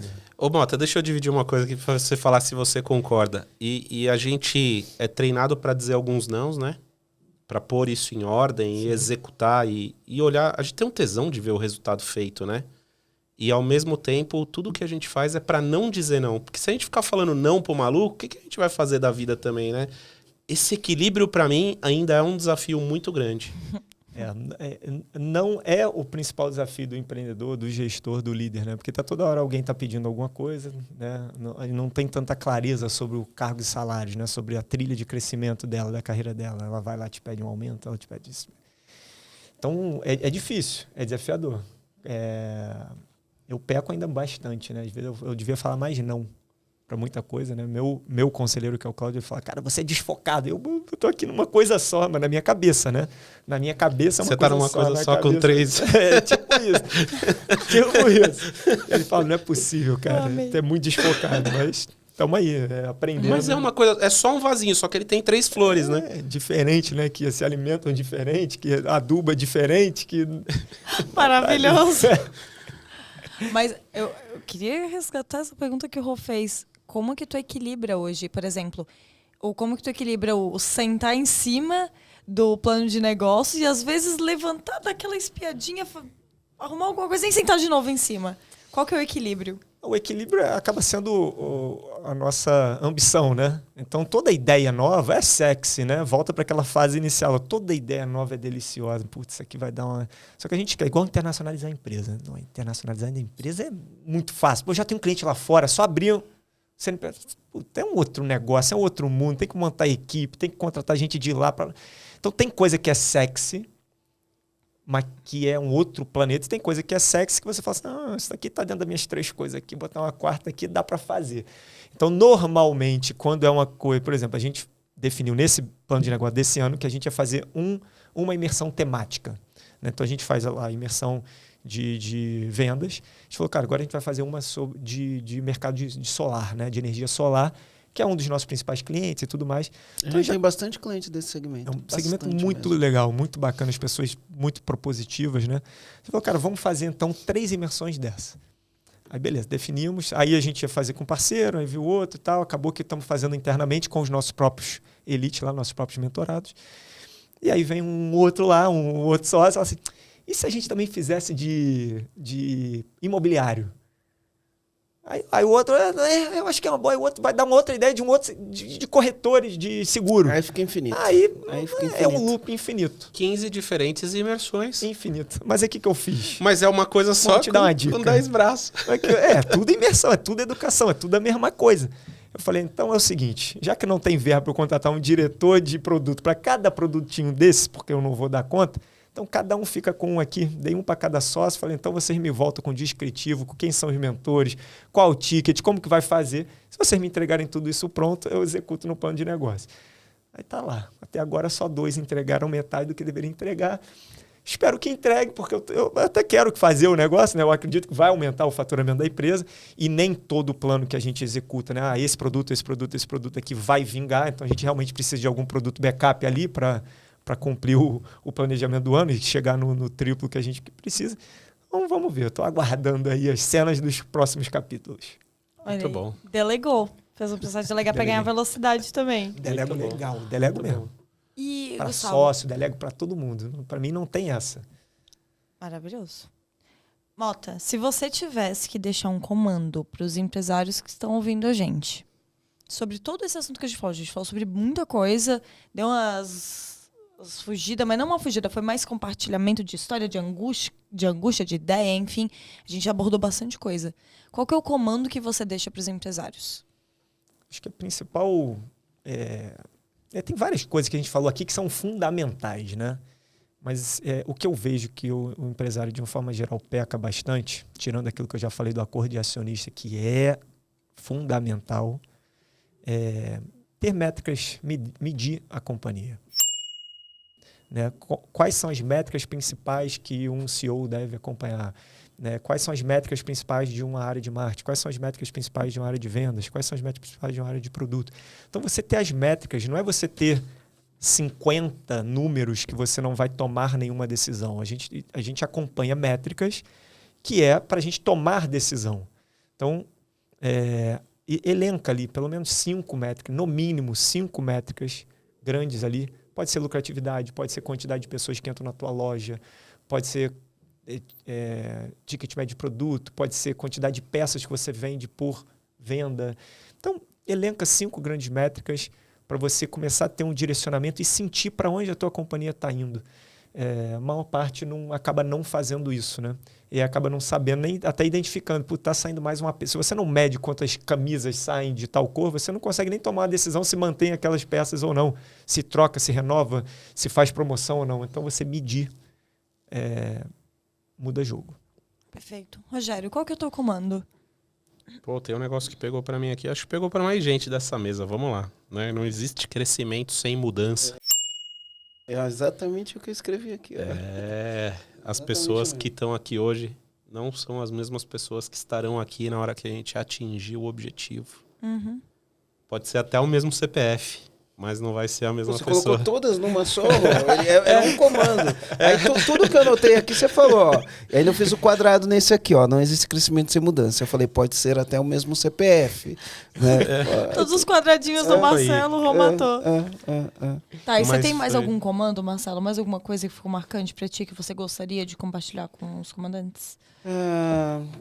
No finzinho aqui ele falou, né? Como que a gente mede o que o CEO faz, né?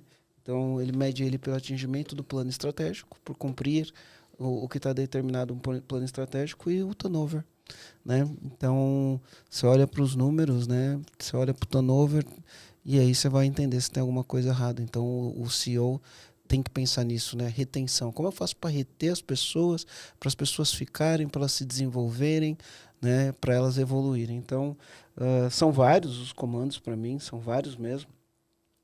E aí eu vou ficar nesse daí, né? Como que eu meço o CEO? É atingimento do plano estratégico. Está atingindo o plano estratégico? Então, está sendo mensurado.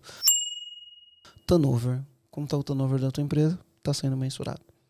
Legal. O meu comando aqui que eu vou deixar é que realmente a diferenciação de que o dono, a dona da empresa, não necessariamente é o CEO da empresa. Então, acho que esse é é o ponto de clareza, na verdade. Esse é o meu comando. É você ter clareza que não é porque você é dono, não é porque você montou a tua empresa que você é o CEO. Você tem uma cadeira, CEO é uma cadeira. E aí você tem que sentar nessa cadeira. Tem que fazer jus. Tem que fazer jus, tem que ter o direito de sentar nessa cadeira com habilidades, com a sua função, com os indicadores, com todo o processo de desenvolvimento que você tem que ter. Então não é porque você é dono que você é CEO. Acho que esse é o meu comando de fato, que eu quero deixar aqui. Boa. Mota, e como que as pessoas fazem para te encontrar? Se elas quiserem trocar uma ideia, conversar contigo, saber mais sobre até esses negócios que você tem, todas as possibilidades, que você tem várias empresas, enfim. Como que as pessoas fazem para te achar? Bom, pode acessar o Instagram, @gustavomota.com, escrito mesmo. .com, muito bom. E no site, gustavomota.com também. Então, super simples e fácil de achar aí. Legal. Tamo junto. Maravilha. E vamos lá, obrigada por ter aceitado o teu convite, Obrigado. de estar aqui na mesa, de ter compartilhado Eu vou teu falar que eu conhecimento. ficaria mais umas 2 horas aqui trocando ideia. Fácil. Nem Não. vi, faz quantos minutos? 15 minutos que a gente tá falando? 1h36, especificamente. Ô, louco. Vai splitar esse episódio em 2? Não, vai ficar um só mesmo. Então, só. Mas que massa. Obrigada mesmo pela tua generosidade, por compartilhar com os comandantes a tua experiência e até trazer Adorei. esse ponto de vulnerabilidade teu que você trouxe de... Você tinha um DISC e você teve que adaptar ele para você poder fazer o negócio acontecer. Então, acho que esse é um ponto muito interessante também para o comandante prestar atenção e entender que tem um perfil, tem um comportamento e você tem que se adaptar muitas vezes para fazer isso funcionar. E ver se faz sentido para o comandante também fazer esse isso aí. processo. É isso aí. Maravilha. Então, Valeu, bora. valeu. Comandante, lembre de dar um joinha aqui, de comentar também se você pegou algum outro comando. Comenta aqui, compartilha com outro empresário. Compartilha. Porque eu sei que você conhece muito empresário que acha que é CEO, que tá lá no Instagram, bem bonitão. Fundador e CEO. Cofundador e CEO. Mas será que de fato é um CEO? Então compartilha com esse empresário aí que você conhece, para ele ter clareza de qual que é o papel do comandante. Bora? É isso Bora. aí. Valeu. Valeu. Fui. Obrigado. Para você que chegou até o final desse episódio, comandante, nós preparamos um presente para você. E esse presente é um resumo em PDF, que ele tá aqui embaixo na descrição. Então, para você acessar ele, você vai acessar no link que a gente deixou aqui embaixo, vai deixar os seus dados e você vai poder baixar esse PDF para você utilizar na sua empresa. E tenho certeza que ele vai ajudar você bastante a relembrar os principais pontos, as partes que você mais gostou e aquelas partes que você vai aplicar como plano de ação. É isso, espero que você tenha gostado do presente.